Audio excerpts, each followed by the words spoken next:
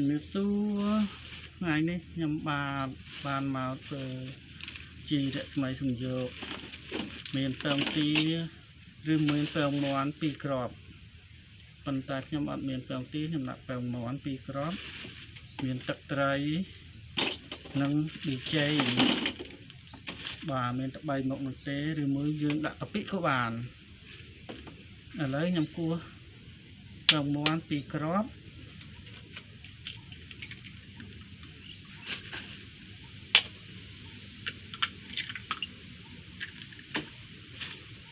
ប៊ីចេងខ្ញុំដាក់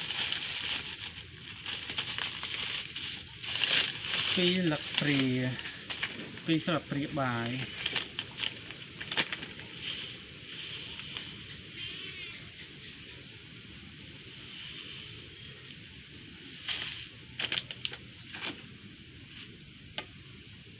ទឹកត្រីខ្ញុំដាក់2លឹកព្រាបាយដែរ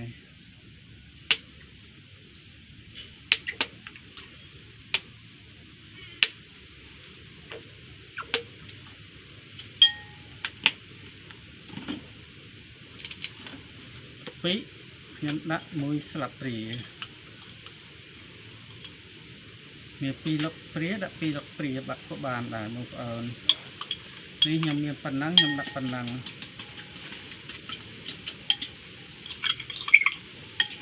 ហើយវាយចូលគ្នាឲ្យ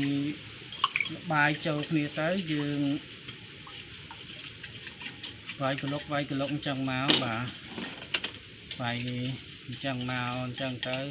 ឲ្យវាសប់ពីសាច់មួយពងមាន់ទឹកត្រីឬប៊ីចេងហ្នឹងឲ្យវាចូលគ្នាកាពិនឹងបាទនេះជាជីដែលខ្ញុំស្រោចបន្លែខ្ញុំដាំស្រោចរាល់ថ្ងៃក្នុងមួយទឹកខ្ញុំស្រោចម្ដងមួយទឹកខ្ញុំស្រោចម្ដង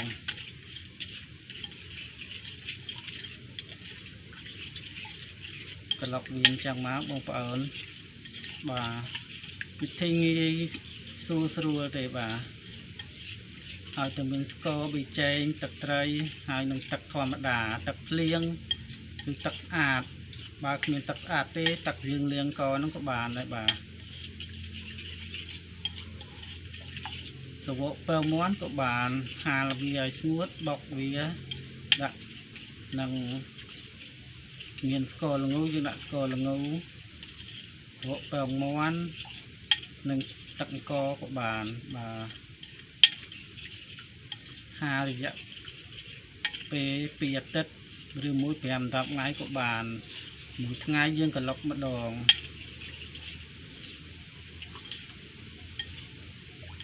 បាទហើយយើងក្លុករួចហើយយើងដួសដាក់ដប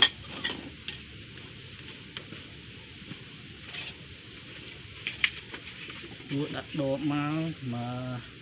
ក្នុងទឹក1លីត្រកន្លះយើងដាក់1ស្លាបព្រាបាយ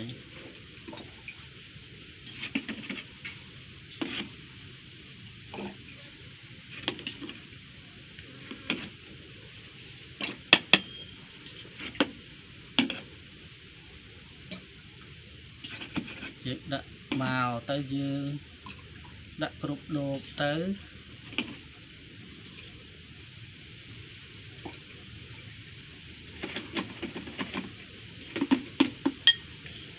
ដាក់រួចហើយយើងនឹងក្លុកវាដាក់5ថ្ងៃដាក់ក្លុកវាឲ្យស្ទប់សាច់ដាក់បាយមកស្លាបព្រាទឹកម្ដងកន្លះទឹក1លីត្រកន្លះមិនម្ដងកន្លះទេបងប្អូនខ្ញុំច្រឡំ1លីត្រកន្លះទេម្ដង1លីត្រកន្លះ1លីត្រកន្លះ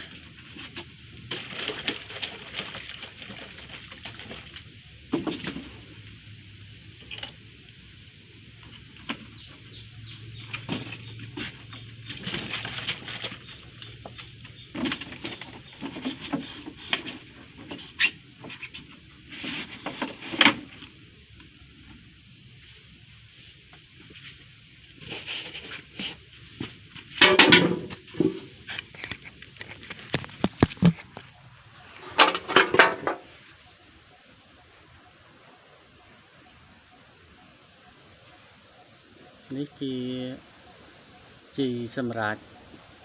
បាទបងប្អូនជីទឹកធម្មជាតិរស្មីសំយោគមានពងទា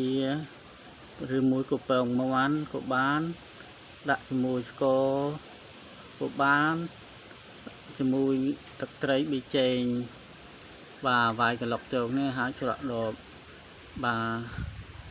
អរគុណច្រើនវីដេអូខ្ញុំមានតែប៉ុណ្្នឹងទេអរគុណខុសត្រូវយ៉ាងណាសំខាន់តែអភ័យទោសផង